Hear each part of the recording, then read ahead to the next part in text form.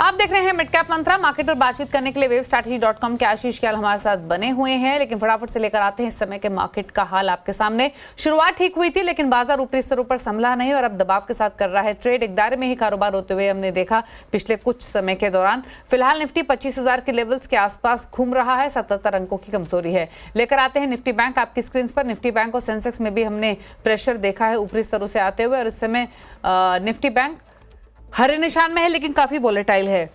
300-325 अंकों का दायरा है जिसमें निफ्टी बैंक कारोबार कर रहा है सुबह से लेकर अब तक। तो यहाँ पर थोड़ा सा डिफरेंट बिहेवियर निफ्टी बैंक का देखने को मिल रहा है कंपैरेटिव टू निफ्टी। दिखाते हैं अब आपको निफ्टी और निफ्टी बैंक कॉन्स्टिट्यूएंट्स आज के कारोबार में क्या रिफ्लेक्शन देखने को मिल रहा है। ये मिड कैप इंडेक्स है जहां पर सुस्ती छाई हुई है।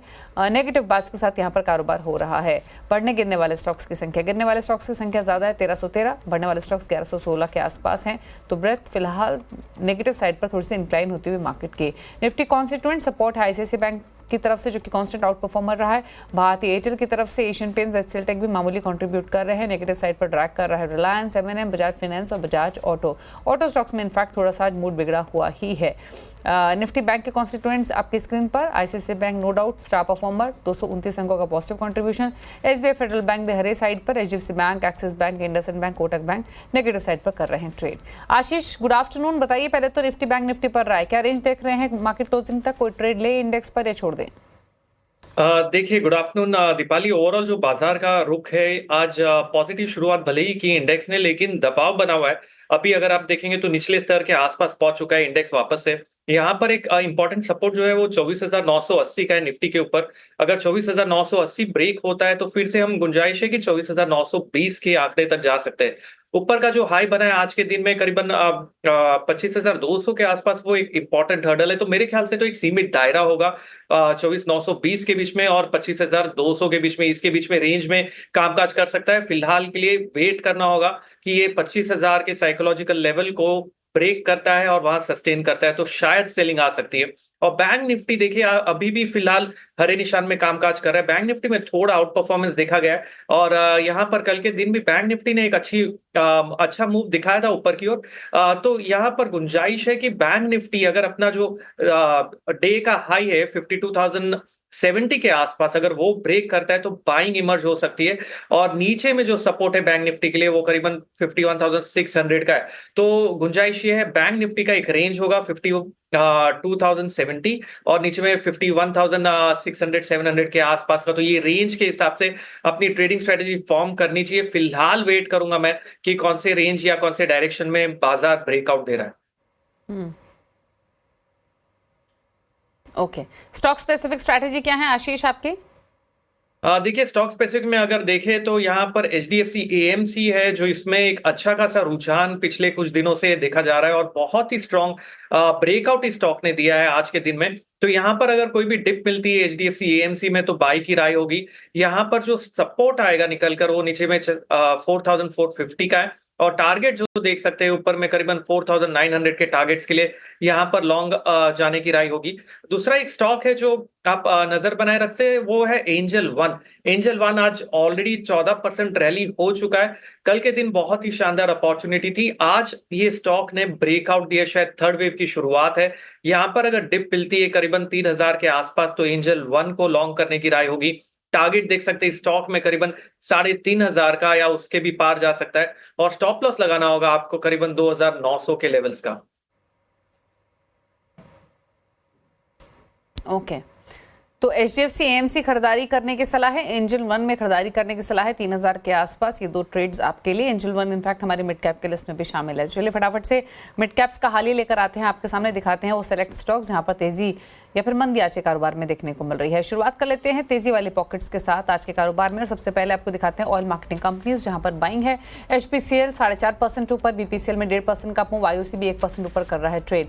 ऑयल मार्केटिंग कंपनीज के अलावा दिखाते हैं आपको केमिकल शेयर्स जहां पर दीपक नाइट्राइट 3% ऊपर, बासफ 5% ऊपर, 3.5% ऊपर गैलेक्सी सर्फेक्टेंट्स, फाइन ऑर्गेनिक्स में भी 5.25% की तेजी आज के कारोबार में देखने को मिल रही है। ब्रोकरेज स्टॉक्स अभी एंजल वन का जिक्र कर रहे थे आशीष, उसके अलावा मोतीलाल ओसवाल यहाँ भी 8% का मूव है। आईएफएल सिक्योरिटीज 5% ऊपर है। 5 पैसा में भी 6% का मूव देखने को मिल रहा है, लेकिन एंजल वन सबसे ज्यादा चलने वाला स्टॉक आज के कारोबार में।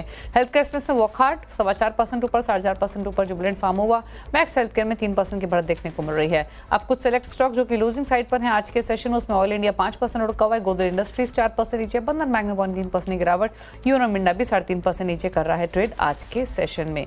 तो ये रहा मिड कैप्स का हाल आपके सामने। चलिए आगे बढ़ेंगे, कुछ खबरों की ओर रुख कर लेते हैं। और दिल्ली के भारत मंडपम में प्रधानमंत्री नरेंद्र मोदी ने इंडिया मोबाइल कांग्रेस का उद्घाटन कर दिया। इस बार इस इवेंट की theme the future is now है। पीएम मोदी ने भारत में पहली बार आयोजित होने वाले टेलीकॉम स्टैंडर्ड्स कॉन्फ्रेंस का भी उद्घाटन किया। इसका आयोजन संयुक्त राष्ट्र की एजेंसी इंटरनेशनल टेलीकम्युनिकेशंस यूनियन यानी ITU कर रही है।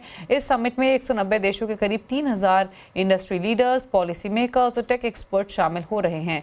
IMC में इस बार 120 देशों के 900 स्टार्टअप्स हिस्सा ले रहे हैं।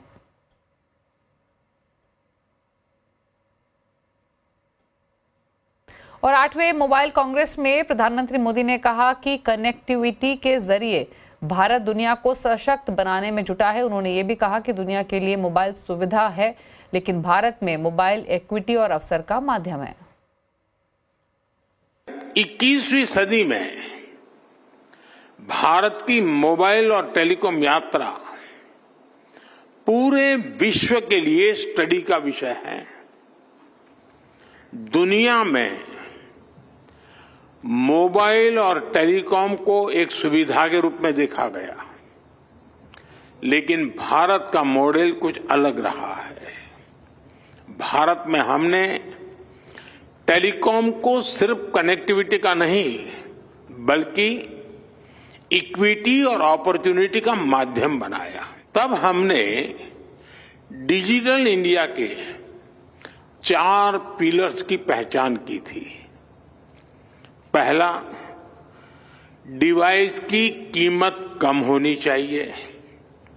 दूसरा, डिजिटल कनेक्टिविटी देश के कोने कोने तक पहुंचे।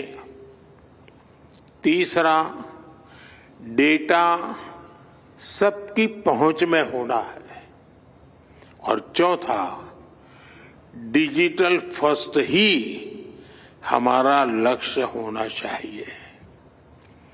हमने इन 4 पिलर्स पर एक साथ काम करना शुरू किया और हमें इसके नतीजे भी मिले।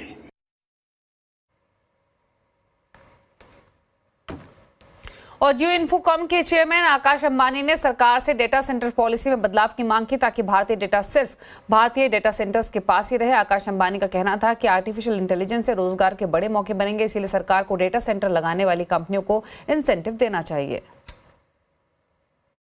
The scale and speed of multilingual data generation in India, which will drive the AI revolution, will grow exponentially. We request the government to expedite the updating of the 2020 draft of the data center policy that Indian data should remain in India data centers. Therefore, Indian companies ready to set up AI and machine learning data centers should get all necessary incentives, including incentives for power consumption. Indian mobile companies, along with the thriving ecosystem, are in a position to offer solutions to the rest of the world, including developed nations. India needs an accelerated talent generation on a scale that is necessary to make India a global AI leader. Some of the existing jobs will evolve, and many more exciting opportunities for employment and entrepreneurship are going to be created in a rapid way, just like during the adoption of computers and the internet.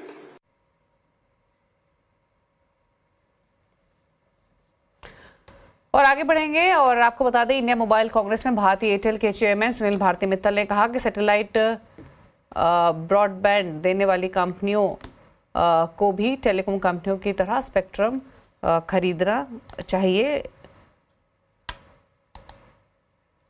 The intertemporal choices will have to be made as to how satellite, which is moving fast in technologies, need to coexist with terrestrial networks. My message is very simple. Telecom companies around the globe have done a seminal work in connecting the world. They will take the satellite services into the remotest parts of their nations through the USO program and directly through themselves. And those satellite companies who have ambitions to come into urban areas serving elite retail customers just need to take the telecom licenses like everybody else. Be bound with the same conditions. They need to buy the spectrum as the telecom companies buy. They need to pay the license fee as the telecom companies do, and also secure their networks like telecom companies do. This is a simple solution which can be done on a global scale, and India can again show the way in this particular regard.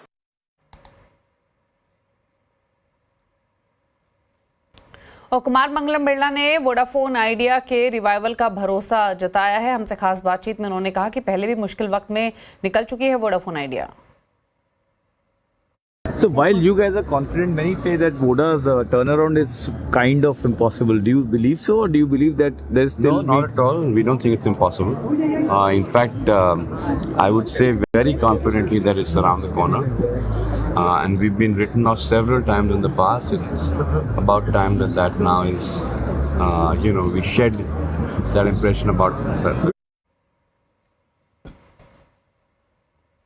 और रुक रहे हैं इसी के साथ एक break के लिए। ब्रेक के उस पर कंचन मौजूद रहेंगे, बातचीत करेंगे उनसे मारुति और एचडीएफसी बैंक पर ब्रोकरेज रिपोर्ट्स की। एक छोटे से ब्रेक के बाद के सामने एक मारुति और दूसरा एचडीएफसी बैंक, दोनों पर ही इंटरेस्टिंग ब्रोकरेज रिपोर्ट्स आई हैं। पहले बात करेंगे मारुति की, जहां पर एचएसबीसी ने बाय कॉल दी है। 14,500 के टारगेट्स दिए हैं मारुति के स्टॉक पर। फिलहाल 12,400 पर कर रहा है ट्रेड। कहना क्या है एचएसबीसी का, कुछ इंपॉर्टेंट पॉइंट्स आपको बताते हैं। एक तो उनका मानना यह है कि नवरात्रि के दौरान फिलहाल अगर पैसेंजर व्हीकल सेल्स देखेंगे तो वो थोड़ी सी सुस्त रही है। पैसेंजर व्हीकल इंडस्ट्री में जो डिमांड ग्रोथ है सालाना आधार पर नवरात्रि के दौरान वो 3% के आसपास रही है। वहीं two wheelers comparatively better place रहे हैं और वहां पर 12% के आसपास की ग्रोथ दिखी है सालाना आधार पर। यानी पैसेंजर व्हीकल और टू व्हीलर्स में डिमांड जो रही है वो उम्मीद के मुताबिक ही बढ़ी है। ऑलरेडी बहुत वाइब्रेंट डिमांड की एक्सपेक्टेशंस नहीं थी, स्पेशली पैसेंजर व्हीकल सेगमेंट में, और आगे यहाँ से फर्दर डिमांड बहुत तेज़ी से बढ़ेगी, इसकी एक्सपेक्टेशंस भी नहीं है। Q3 में जो डिस्पैच रहेंगे वो थोड़े वीकर साइड पर ही रहेंगे, लेकिन अच्छे वैल्यूएशंस हैं और 2025 में कुछ इंपॉर्टेंट लॉन्चेस हैं जिसमें एक EV भी शामिल है, इसलिए मारुति पर उनकी तरफ से बाय रेटिंग रहेगी। तो यहाँ पर व्यू है HSBC का और मारुति। HDFC बैंक की अब बात करेंगे। यहाँ पर जेफरीज की रिपोर्ट आई है, बाय कॉल उन्होंने जेफरीज पर दी है, टारगेट रखे हैं 1890 रुपये प्रति शेयर के। उनका मानना यह है कि बैंक की ऑलरेडी बैंक एम कर रहा है कि लोन टू डिपॉजिट रेशियो को धीरे धीरे कम करे और इसको 85 to 90% पर ले आए इन 3 इयर्स, और कंपनी अपने लोन टू डिपॉजिट रेशियो को कम कर पाएगी, ऐसा पूरी पॉसिबिलिटी नज़र आ रही है। साथ ही जो डिपॉजिट 15% डिपॉजिट CAGR और 11% लोन CAGR का जो लक्ष्य कंपनी ने रखा है वो आसानी से हासिल कर सकेगी, ऐसा ब्रोकरेज रिपोर्ट का मानना है। साथ ही जेफरीज का ये भी मानना है कि ब्रांच रैपअप से भी डिपॉजिट बढ़ने में कंपनी को मदद मिलेगी। इसके अलावा लोन ग्रोथ सेक्टर के बराबर या फिर उससे नीचे रहने की पॉसिबिलिटी है। फंडिंग कॉस्ट घटने से NIMs को सपोर्ट मिलेगा आगे जाते हुए, और प्रायोरिटी सेक्टर लेंडिंग में जो मुनाफा है उस पर कोई खास असर इसका नहीं होगा। और एक और इम्पॉर्टेंट चीज़ वो है इनसिक्योर्ड लोन को लेकर। अनसिक्योर्ड लोन्स की रफ्तार घटने से जो फंड की लागत है वो भी घटेगी। तो ये कुछ की पॉजिटिव्स वो देख रहे हैं HDFC बैंक में जेफरीज, और इसीलिए उन्होंने जो टारगेट दिया है वो 1890 के आसपास का दिया है। रुक रहे हैं इसी के साथ एक ब्रेक के लिए, लौटेंगे तो लेकर आएंगे खिलाड़ी नंबर 1 का अपडेट। जल्द वापस आते हैं।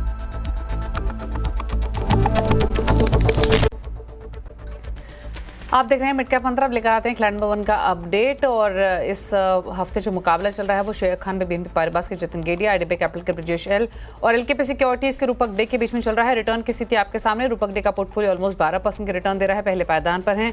ब्रिजेश एल का पोर्टफोलियो 2.21% और जतिन गेडिया का पोर्टफोलियो 1.48%। तो ये रहा अपडेट। इसी के साथ एक ब्रेक के उस पर आप देखिए न्यूयॉर्क कंपनी में हम बातचीत करेंगे फाडा के VP साई गिरिधर से एक ब्रेक के बाद। नमस्कार।